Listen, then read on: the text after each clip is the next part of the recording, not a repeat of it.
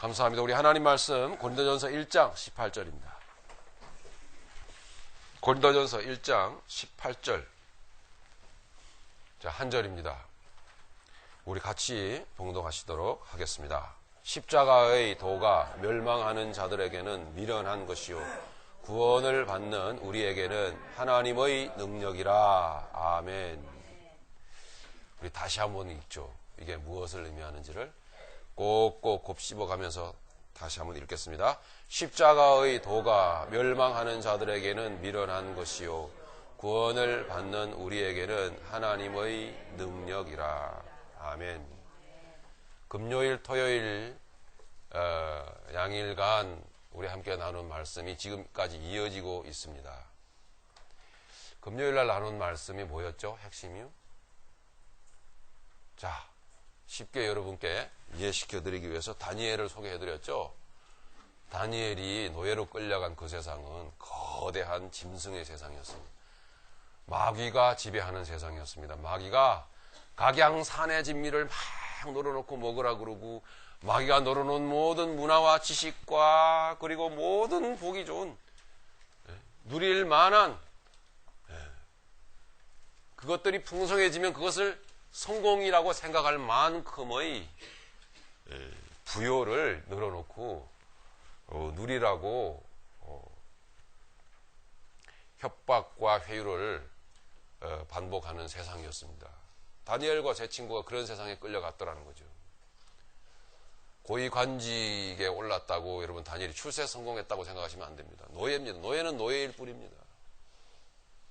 그리고 여호와 하나님을 섬기는 사고방식을 버리고 바벨론이 섬기는 바벨론의 신을 섬기는 문화를 받아들여라 라고 강요를 받고 있습니다. 그게 어디 성공입니까? 그런 세상에서 다니엘은 이름까지 뺏겨버렸습니다. 새 친구도 이름까지 뺏겨버리고 말았습니다. 무슨 뜻이죠? 정체성을 뺏겨버리고 말았다는 거죠. 다니엘과 새 친구 정신이 번쩍 들었다는 거죠. 그리고 지금 우리는 이렇게 바벨론의 노예로 끌려와 있기는 하나 가녀리게 아직도 뭔가 느껴지는 하나님의 숨결을 붙들기를 원했습니다. 하나님, 나 어떻게 살아야 합니까? 기도했습니다. 하나님이 은혜를 베푸셨습니다. 그에게 그 원수 마귀의 땅에서 믿음으로 살아갈 마음과 정신을 부어주셨습니다. 뜻을 정하였다는 말이죠. 세상이 주는 산의 진미를 거부하였습니다. 누차 말씀드리지만 돼지고기를 먹으면 안 된다, 육식도 거부해라, 이런 거 아니에요, 여러분. 그렇게 말씀을 문자적으로 아주 유아틱하게 해석하면 안 되는 거죠. 그런 뜻이 아니에요, 절대로. 돼지고기 체질에 맞으시면 드세요. 돼지고기가 소고기보다 더 영양이 많다 그러죠. 드십시오. 필요한 대로 여러분. 세상에 주는 하나님을 거역하고 하나님의 십자가를, 예수님의 십자가를 바라볼 수 없게 만드는, 정신을 혼미하게 만드는, 자기의 정체성을, 하나님 안에서의 깨달아야 될 자기의 정체성을 잃어버리게 만드는 세상 문화를 말합니다. 그걸 거부하였습니다. 뜻을 정하고 나아갔습니다. 다니엘에게 허락하신 그 하나님의 은혜는 도대체 어디서 출발된 것일까? 예수님을 통해서 보여주셨습니다. 예수님은 성령의 이끌심을 받아서 광야로 나아갔습니다. 40일 동안 금식하셨습니다. 줄이셨습니다. 유혹을 받았습니다. 먹고 싶다, 배고프다. 그때 예수님이 보여주셨습니다. 마귀가 유혹합니다. 배고프지, 먹어라. 아쉽지, 취해라. 너 돈 없잖아, 빨리 나가서 일자리 찾아봐. 우리에게 각양 현실의 모습으로 다가옵니다. 그때 하나님을 바라봅니다.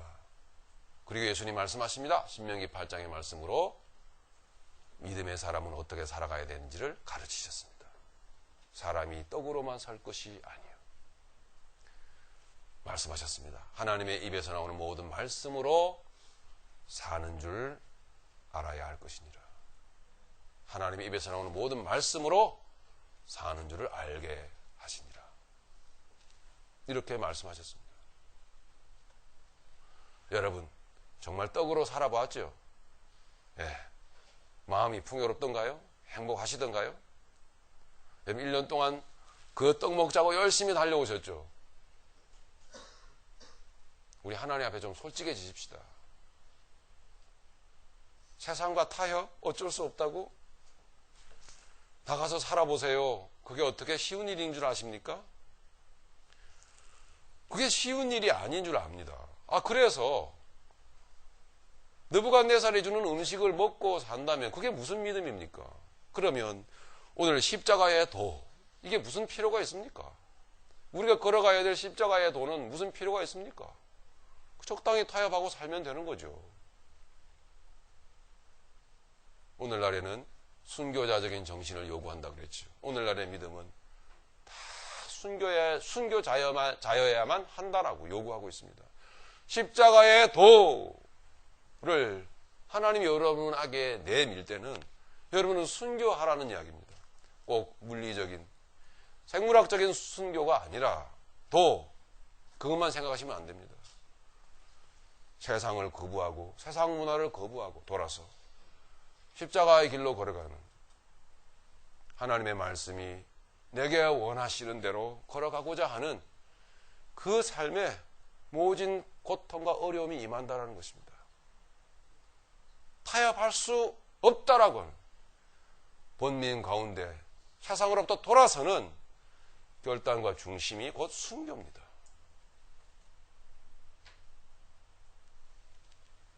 주님은 오늘날 믿음의 사람들이 걸어가야 될 길과 그 믿음의 사람들이 걸어가야 될 그 생명의 길 도상에서 가져야 될 정신을, 믿음을 보여주신 것입니다.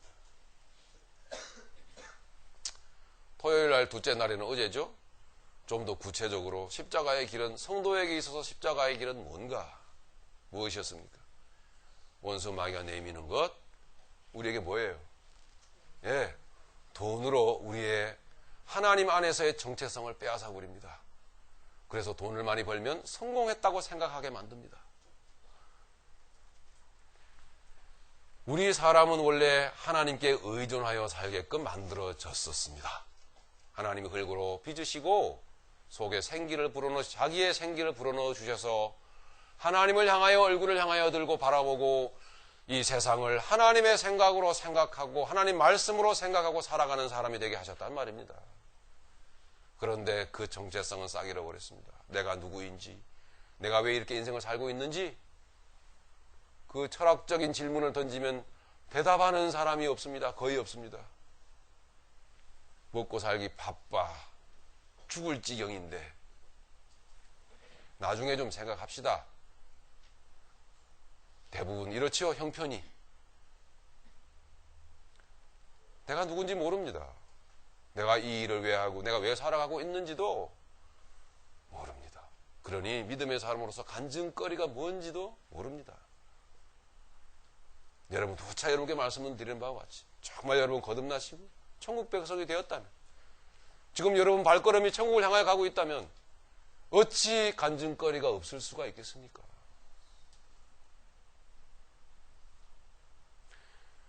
하나님의 뜻 가운데서 간증거리가 없다라고 하는 것은 뭘 말할까요? 나는 지금 돈의 노예가 되어 있는 것입니다.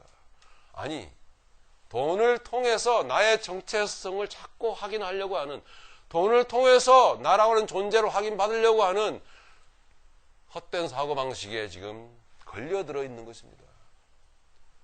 마귀는 돈을 통해서 여러분 성공했다고 믿게끔 만듭니다. 기독교라는 종교도 바로 그렇게 하나님을 붙들고 하나님을 힘들게 하고 하나님의 잠을 깨우고 하나님에게 때를 쓰면은 하나님이 성공하게 해주신다고, 돈을 주신다고 그렇게 가르치는 시대를 여러분 살고 있다라는 거 말씀을 드렸죠.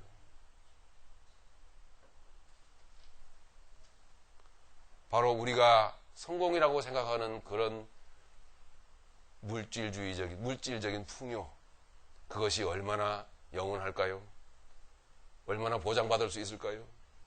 여러분, 있다가도 없어지는 게 돈 아닙니까? 그러면은 그 돈이 내 인생이라고 생각했던 사람이 그 돈이 만약에 사라지면 어떻게 될까요? 곧 죽음입니다. 아, 나는 이제 죽어야겠다. 이렇게 되는 겁니다. 혹은 어떤 사람은 건강에 붙들려 있습니다. 건강이 사라지면 곧 자살입니다. 어떤 사람은 가정애입니다. 자기애입니다. 가족에게 문제 생기면 곧 절망입니다. 어떤 사람은 자기 자존심입니다. 자존심에 금이 가면, 자존심을 누가 핥히면은 그냥 있지를 못합니다. 괴로워서 견딜 수가 없습니다. 여러분, 왜 아직도 그저 조건 없이 남편을 죽게 하듯 하지 못하는 겁니까? 그 이유가 뭘까요? 자존심 때문에 그렇습니다. 아직도 자기가 주인 되어 있는 것입니다. 네, 언제 우리 주님께서 아내들아 너희 남편을 대할 때 죽게 하듯 하라. 단 남편이 너희 눈의 기준에 차지 않거든 개차반으로 대해라. 언제 그렇게 주님 말씀하시던가요? 조건이 없는 거예요. 거기는 조건 없이 도저히 불가능한 일을 요구하시는 이유가 뭘까요? 우리가 아니다라는 사실을 드러내시는 거예요. 자, 오늘도 아니지? 자, 아닌 거 맞잖아. 우습죠? 남편이 우습죠? 아무리 존경하려고 해도 아닌 것이 자꾸 떠오르죠? 아이고, 그 꼴을 해갖고.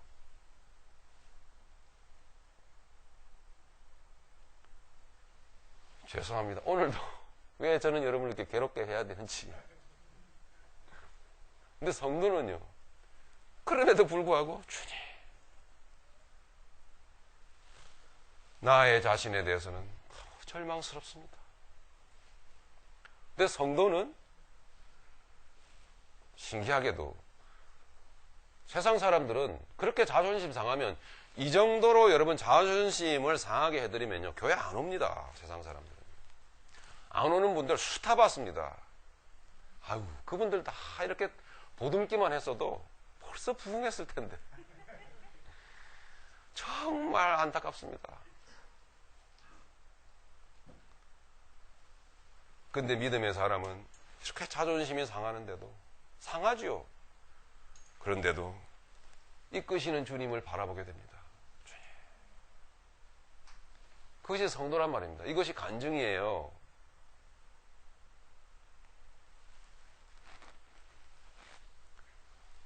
바로 그 자존심을 마귀가 걸어놓은 자존심을 떡썩 물고 있는 거예요. 다시 말씀드려서 뭐죠? 여러분의 심장에 거머리가 딱 붙어 있는 거예요. 네. 그래서 자존심만은 내가 못 내려놓겠다. 아무리 뛸래야 내 실력으로는 띄어질 수가 없어요. 얼마나 강하게 들어붙어 있는지. 십자가를 바라봅니다. 성도는 눈물이 흐릅니다. 주님의 그 죽으심의 의미가 깨달아집니다. 아, 이래서 죽으셨구나. 네. 이 정도 내가 해결할 수 있을 정도가 되면 주님이 굳이 죽으실 이유가 없습니다. 내가 죽어지면 됩니다. 근데 나는 죽어지지도 않습니다. 그러니 이런 나를 등에 업고 그 수욕의 십자가로 올라가셨구나. 주님 감사해요. 주님이 만지십니다. 그래, 나만 의지해라. 이게 성도라는 것입니다. 반대로 왜 아직도 그렇게 아내를, 예수님이 교회를 그렇게 몸버려 사랑하시듯 사랑 못하는 것입니까? 왜 남편들이요? 왜 그러죠? 왜 못하는 것입니까? 아니요, 못하는 게 아니라 안 되는 거죠. 자존심 때문에 그렇습니다. 그 자존심을 물고 있는 거예요. 내 심장에 거머리가 들어붙어 있는 거예요. 그래서 여전히 사랑은 언제나 오래 참고, 머쓱합니다. 그죠? 오래 참기는 뭘 오래 참아. 뭘 온유해. 되는 게 하나도 없습니다. 왜 말씀 앞에만 서면은, 복음 앞에만 서면 나는 이렇게 작아지는가? 그대 앞에만 서면 난 왜 작아지는가. 유행가 가수 김수희의 노래입니다. 요즘 어디서 뭘 하고 계신지 모르겠는데 왜 그 노래가 그렇게 복음으로 들리는지 모르겠네요. 그 자존심의 거머리를 주님이 뜯어내 주십니다. 다시 말씀드린 여러분에게 저는 복음을 강요하지 않습니다. 주님이 그렇게 하셨다고 여러분에게 복음을 선포합니다. 믿어지시는 분들은 주님을 바라볼 수 있을 것입니다. 주님 그러셨습니다. 그런데 임하는 평안은 뭐죠? 그 망가진 자존심 그 무덤 위에, 자존심이라는 무덤 위에 임하는 포근한 느낌은 뭘까요? 주님이 만지시는 거예요. 주님이 약을 발라서 치료해 주시는 거예요.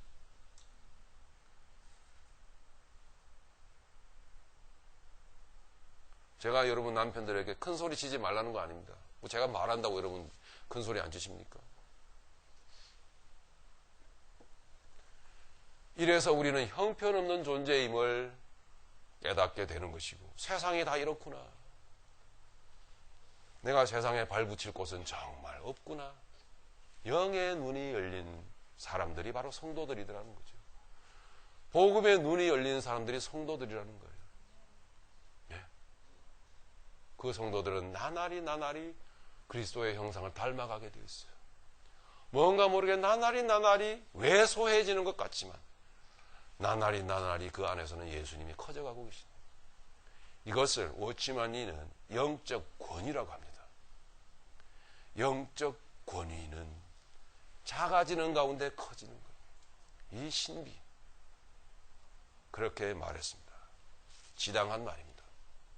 이래서 우리 믿음의 사람들은 작은 사람 같지만, 작아 보이지만 세상에서는 하늘이 뿜어주는, 하늘에서부터 임하는 영적 권위를 존재 안에 품고 이 세상 가운데서 열심히 당당하게 살아가는 것입니다.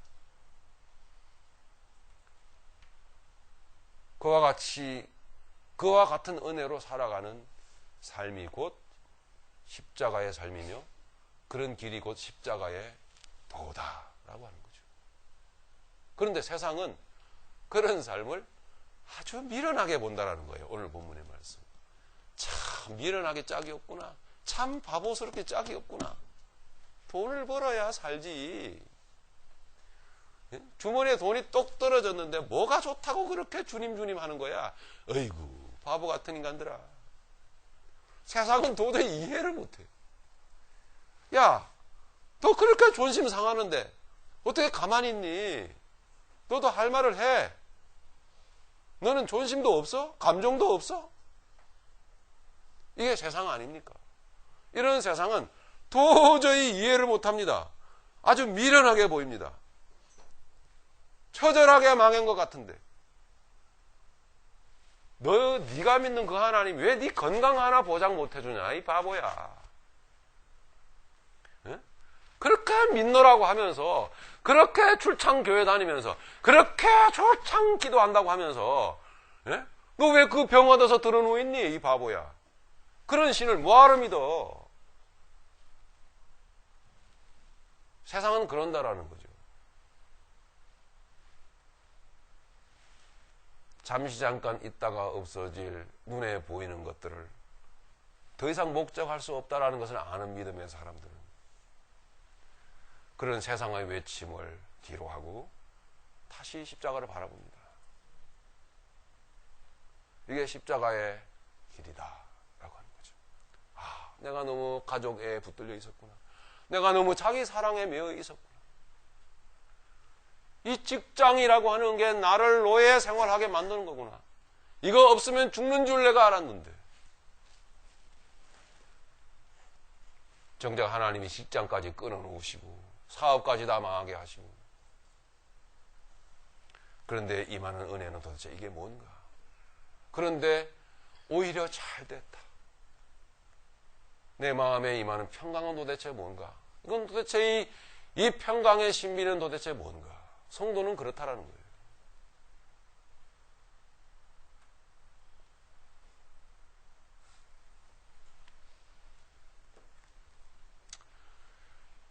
오늘날의 세상을 다시 한번, 오늘은 내일과 계속 연결되겠습니다만은 내일 송구 영신 예배와 연결이 됩니다만은, 오늘은 다시 한번 우리가 살아가는 이 세상을 큰 개념으로 여러분께 요약을 해드리도록 하겠습니다. 내일은 좁은 개념으로 우리 안에 들어와 있는 두 가지의 영역을 제가 말씀을 드리도록 하겠습니다. 오늘은 큰 개념입니다.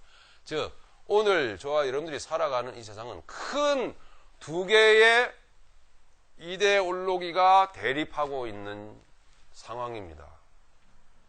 어떤 이즘이라고 말할 수도 있겠습니다. 주의라고 말할 수도 있어요. 큰 두 이데올로기가 돌아가고 있는 거예요. 그럼 대립하면서 돌아가고 있는 거예요. 한 가지는 뭐냐? 하나님 절대 주권 사상입니다. 하나님의 절대 중심 사상이 성경 말씀에 소개되어지고 있고요. 성경 말씀을 통해서 비밀리에, 비밀스럽게 이 세상 속에서 흘러가고 있습니다. 흘러가면서 하나님 택한 백성들을 뽑아내는 거예요. 구원해내시는 거예요. 이게 하나님의 일이에요. 또 한 가지가 있습니다. 하나님 절대 중심 사상이 아니라 인간 절대 중심 사상이라고 하는 큰 이데올로기가, 큰 바퀴가 굴러가고 있는 거예요. 세상의 중심은 하나님이 아니라 인간이라고 하는 거죠. 저와 여러분들은 그 인간 중심 사상의 세상 가운데서 하나님 중심, 절대 중심 사상의 세계로 옮겨진 것입니다. 그것이 바로 구원입니다. 하나님 절대 중심 사상으로 살아가는 인생은 십자가의 도가 유일한 내 삶의 능력이다, 삶의 원동력이라고 믿는다라는 거예요. 그게 오늘 고린도서 1장 18절의 말씀인 거예요. 성경은 믿음이라고 하는 것을 설명해내지 않습니다. 성경은 믿음을 이해시키려고 하지 않습니다. 절대로. 성경은 믿음은 하나님으로부터 성도에게 임하는 것이다라고 가르치고 있습니다. 그러니까 제가 믿음을 설명할 수가 없어요. 하나님이 하시는 그 일을 제가 어떻게 설명을 합니까? 하나님이 그저 무상으로 무상으로 베푸시는 그 은혜를 제가 어떻게 인간의 언어로 이해를 시킵니까, 여러분이? 할 수 없습니다. 그저 그렇게 믿어진다라는 거예요. 하나님 절대 중심 사상으로 살아가는 사람은 십자가의 도만이 인생의 유일한 능력이라고 믿는다라는 거예요. 돈도 아니고 내 알량한 가족애도 아니고 직장도 아니고 사업도 아니고 내 명예도 아니고 내 존심도 아니라고 하는 거예요.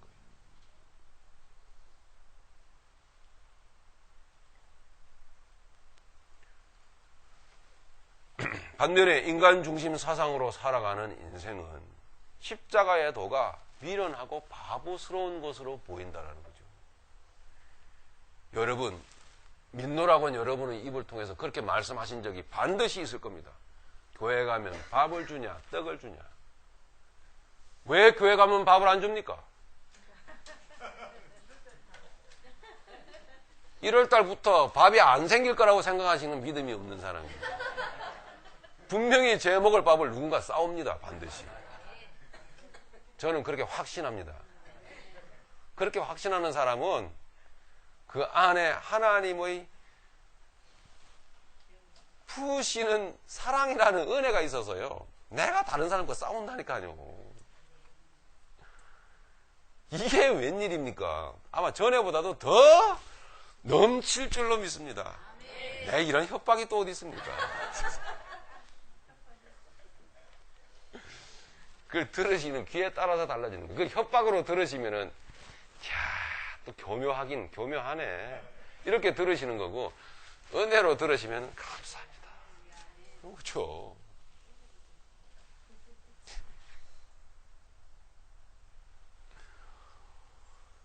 병들어서 몸져 누웠는데, 주여, 감사합니다. 이 일을 통해서. 주님 바라보게 하시니. 내 안에, 심령 안에, 그토록 바라고 그리던 게 바로 이런 것이었군요.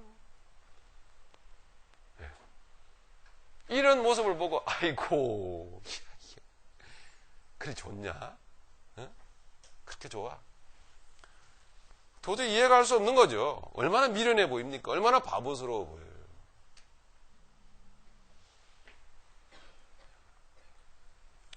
질문 하나 드릴게요, 여러분.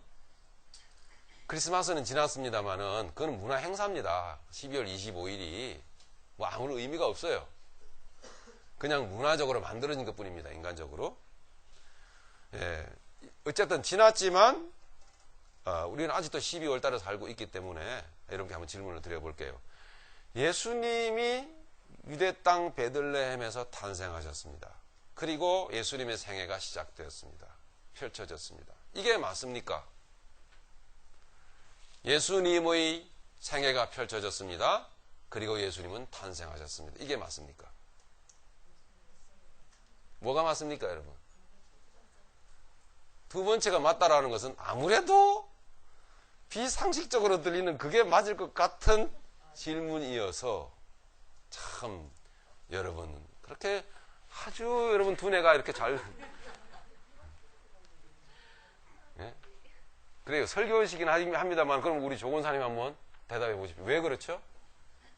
큰 소리로 한번 대답해 보세요.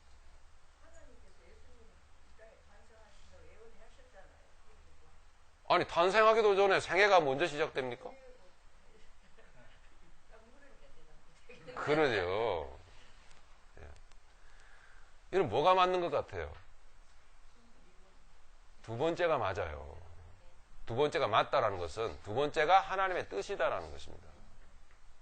예수님은 이 땅에 탄생하셨고 그리고 예수님의 생애가 시작되었다라는 것은 그저 예수님의 탄생을 하나님의 뜻을 역사적인 문자적으로만 이해하는 거예요. 아, 그 옛날 그러하셨다더라.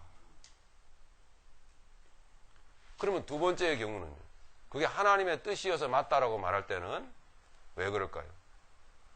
예수님의 생애가 먼저였고 예수님은 살아내셨고 살아내신 삶의 정점은 십자가 죽음이셨죠. 그리고 부활이시고 그리고 탄생하셨다는 도대체 이게 뭡니까? 어디에 탄생하셨다라는 거예요? 그러면 우리의 존재 안에 탄생하신 거예요. 이게 맞는 거예요. 이게 맞다면 바로 두 번째의 사고방식은 뭐냐? 하나님 중심 사상에서 나오는 것입니다. 미처 생각 못 하셨더라도 여러분 괜찮아요. 그러나 여기에 이 말에 여러분 기꺼이 그래요, 맞아요, 맞군요 동의하신다면 하나님 중심 사상으로 살아가고 있다라는 증거가 아닌가. 즉 예수님의 삶이 먼저였고 그 예수님의 삶이 우리 안에 탄생되셨다라는 거죠. 그건 뭐예요? 이 세상을 살아가는 나에게 영적 현실로 다가와 있다. 영적 현실로 이루어져 있다라는 것을 실제로 느끼는 거예요. 주님은 내 안에 탄생하셨어요. 유대 땅 베들레헴에 역사적으로 탄생하신 것을 끝난 게 아니에요.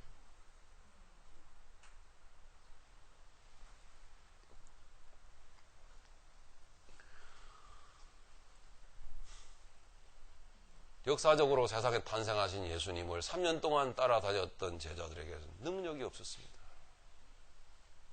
여전히 바벨론 세상에, 로마 세상에 여전히 눈치 보면서 비참하게 살고 있었습니다. 그러나 예수님이 저들의 존재 안에 탄생하시는 그 순간부터 제자들의 태도는 달라졌습니다. 완전히 달라져 버렸습니다. 그 복음을 나아가서 전하기만 해도 환난과 핍박과 모진 고문은 자명한 일임에도 불구하고 저들은 나아가서 그 예수 부활을 증거했습니다. 도대체 뭘 바랬던 걸까요? 그 제자들은 뭘 바라고 그런 복음을 무시무시한 그 세상에서 전했던 것일까요? 바라는 게 아무것도 없었어요.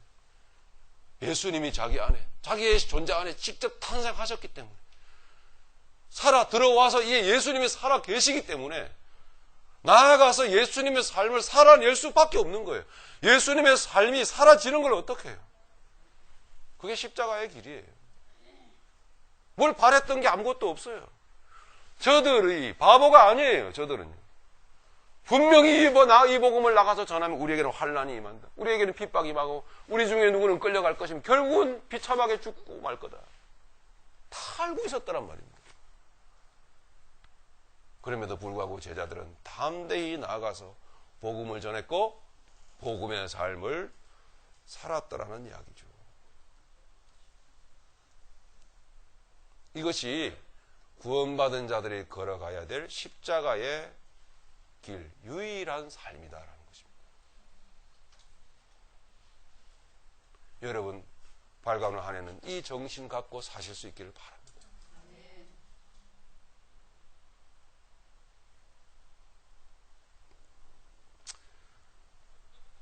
한 가지만 더. 그러나 그 제자들이 그런 고난과 모진 박해의 현장 속에서도 복음을 들고 복음의 삶을 힘차게 살았던 이유는 현실적으로 그렇게 힘든 길을 살아계신 예수님이 능력으로 이끄시는 것을 경험했고 깨달았고 누리고 살았기 때문에 실제적으로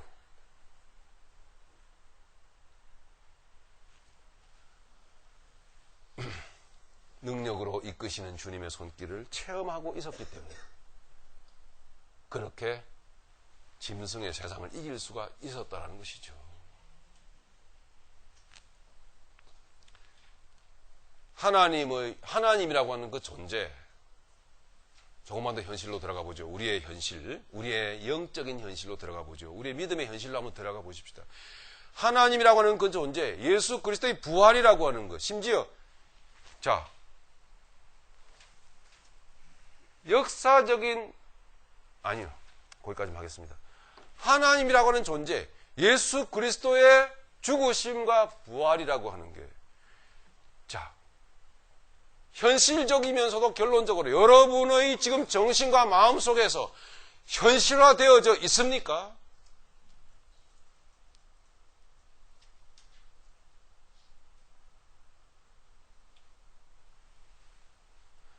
예수님의 생애 그리고 예수님의 탄생이 맞다면, 그것이 하나님의 뜻이었다면 내 안에 그 예수님의 생애와 예수님의 탄생이 내 안에 현실적으로 능력으로 살아서 역사하고 계시느냐는 말이에요. 과연 그렇습니까? 그렇다면 우리의 삶의 자세, 태도 또한 2000년 전의 제자들의 삶의 자세와 태도와 다를 바가 하나도 없을 것입니다.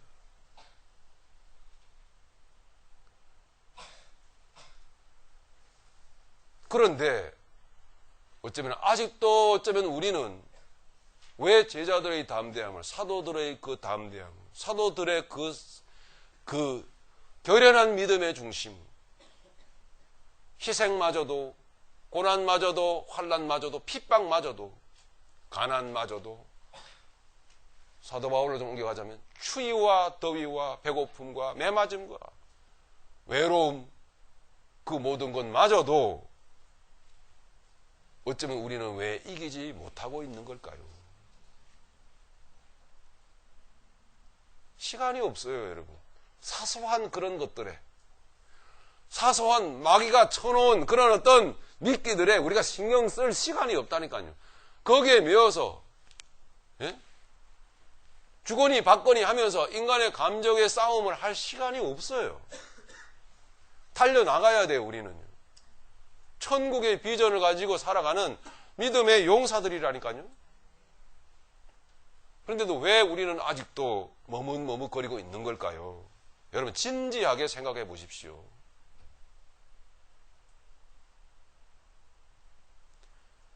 그 이유를 이렇게 저는 말씀을 드리고 싶습니다. 하나님이라고 하는 존재가, 예수 그리스도의 죽음과 부활이 옛날 이야기요, 그저 신화일 뿐입니다. 하나님이라는 존재도 인간이 만들어오는, 인간의 상상이 만들어낸 상상의 산물일 뿐이야. 이게요, 세상이 이야기하는 하나님이에요. 예. 인간의 지성을 통해서 만들어진 게 신이야, 하나님이야. 그런 거 없어. 예? 믿을 게 그렇게도 없냐? 주먹을 믿지. 이게 세상입니다. 벌어놓은 네 돈을 믿어라. 이 개독들아, 하나님 믿지 말고. 이것이 세상입니다.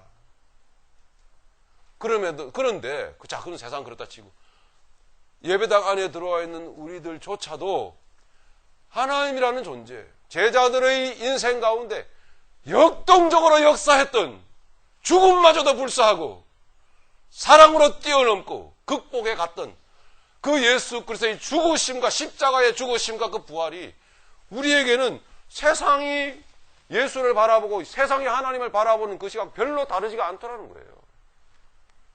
그저 신화일 뿐이지, 그저 옛날 얘기일 뿐이야. 크리스마스 때가 되면 그저 행사할 뿐이고. 어때요, 여러분?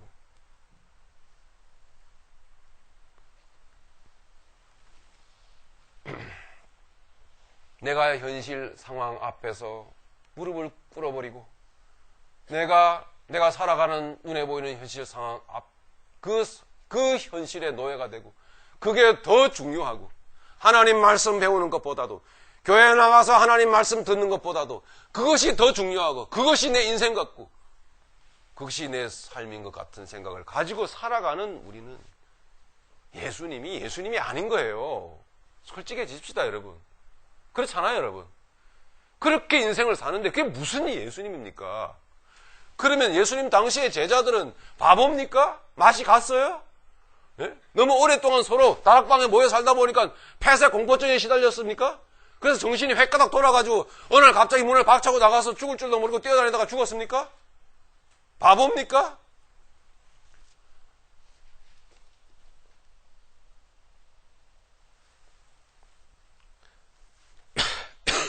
말씀을 마치고 돌아서면은 우리는 이럴 수 있습니다. 아유, 몰라. 아유, 아파 죽겠어. 아유, 몰라. 돈 벌어야 돼.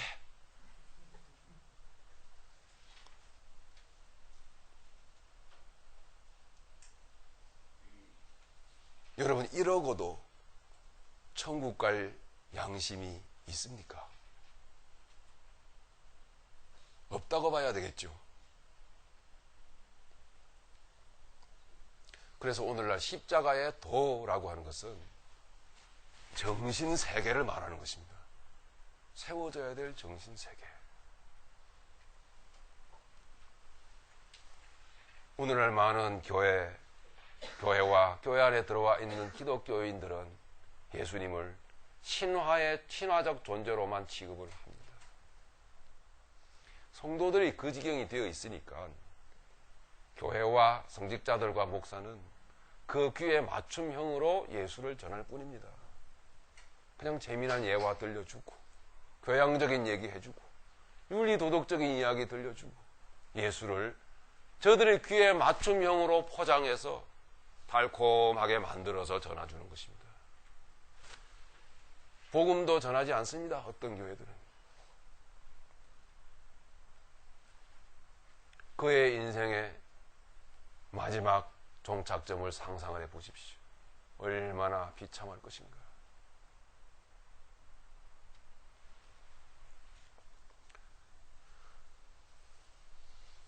심지어는 역사적 예수 그리스도도 실제 인물이 아니고 조작해낸 거다. 인간의 지성의 산물이다라고 세상은 이야기하고 있습니다. 이게 바로 인간 중심 사상입니다. 참 무서운 일입니다. 그러면 이것만 우리 정리하고 마치도록 하겠습니다. 과연 그 세상 사람들의, 그 세상의 말이, 세상의 견해가 옳다면 인간의 지성이 만들어낸 게 하나님이고, 인간의 상상력의 산물이 예수고, 십자가 사건도 조작해낸 거고, 역사적 사건마저도 하나의 신화화 해버리는 것이 과연 옳은 것이라면은, 인간의 지성은 수천 년의 어간 동안 발달해 왔습니다. 사람의 상상력도 무한히 발전해 왔습니다. 인간의 머리의 산물이, 지성의 산물이 예수님이라면 인간의 지성이 발달함에 정비례해서 예수도 변해야 될 거 아닙니까? 뭔가 좀 색다른 예수가 이 21세기에 제시되어져야 될 거 아닙니까? 십자가가 아니라. 예? 그죠? 뭐 머리가 이만하고 눈은 시꺼멓게 돼가지고 이렇게 몸뚱아리는 요만한 뭐 그런 거 있잖아요. 예? 뭐 그런 식으로라도 뭔가 진화해 가야 되는 거 아닙니까? 예수가? 구원의 방식도 뭔가 달라져야 될 거 아니에요? 그러나 그렇지가 않더라는 거예요. 예수님 당시의 제자들이나 오늘날 우리 중에서도 어떤 영혼들은 여전히 2000년 전에 십자가 지신 그 예수 앞에 무릎을 꿇고 그 예수의 십자가 앞에 무릎이 꿇려지고 주님을 바라보더라는 이야기입니다. 여전히 2000년 전의 그 예수님을 만나고 구원을 얻고 감격 감동하고 천국 백성으로서의 정체성을 가지고 세상을 살아가더라는 거예요. 그러므로 예수님은 신화적 존재가 아니에요. 인간의 머리가 만들어내는 상상력의 산물이 아니라고 하는 겁니다. 실존하셨고 또 살아내신 그 삶을 실제로 우리에게 은혜로 주시고자 우리의 존재 안에 탄생하신 그분입니다. 할렐루야. 그분이고 살아계신 예수 그리스도 내 안에 살아계신 그분. 그분을 제자들은 그렇게 감격적으로 만났기 때문에 로마의 세상, 짐승의 세상, 바벨론의 세상을 이겼던 거예요. 그 놀라운 믿음의 역사는 오늘날 지금 저와 여러분에게도 이루어지고 있는 것입니다. 또 실제가 되어져야 될 줄로 믿습니다. 그러므로 제가 여러분에게 드릴 수 있는 유일한 말씀은 우리가 걸어가야 될 길은 유일한 행복의 길은 유일한 삶의 능력의 길은 십자가의 길이다. 할렐루야. 이것이란 말이죠. 오늘도 내일도 흘러간 옛 노래 같은 그 십자가 예수님이 만나줘서 눈물 흘리고 회개하고 인생이 바뀌는 역사들이 나타나고 있단 말이에요. 우리 가운데.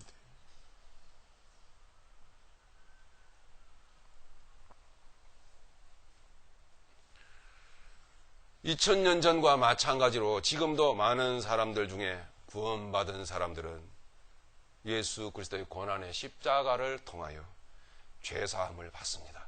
믿으십니까?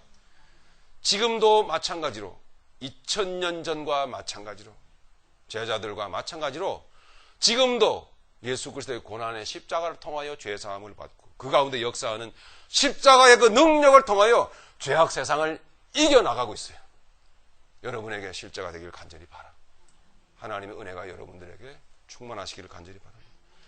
부디 그 저주의 십자가가 깨달아지고 부디 그 수욕의 십자가가 여러분의 삶의 능력이 되고 부디 그 부끄러운 십자가가 여러분의 인생의 자랑이 되기를 예수님의 이름으로 축원합니다. 본문 18절로부터 25절까지 우리 읽고 마치도록 하겠습니다. 같이 읽겠습니다. 시작.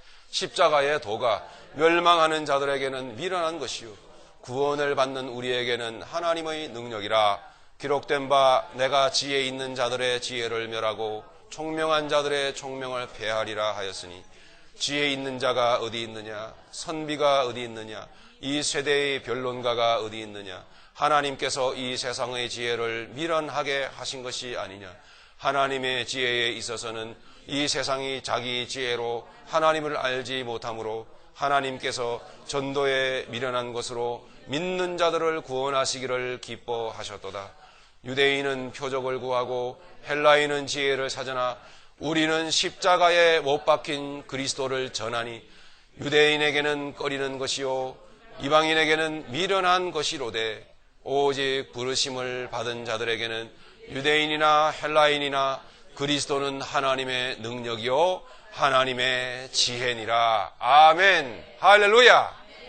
복된 새해가 우리에게 다가오고 있습니다. 우리 하나님의 말씀을 십자가만을 붙들고 그 안에서 역사하는 그 능력을 실제로 체험하면서 세상을 이겨나가는 복된 여러분들이 되시기를 예수님 이름으로 축복합니다.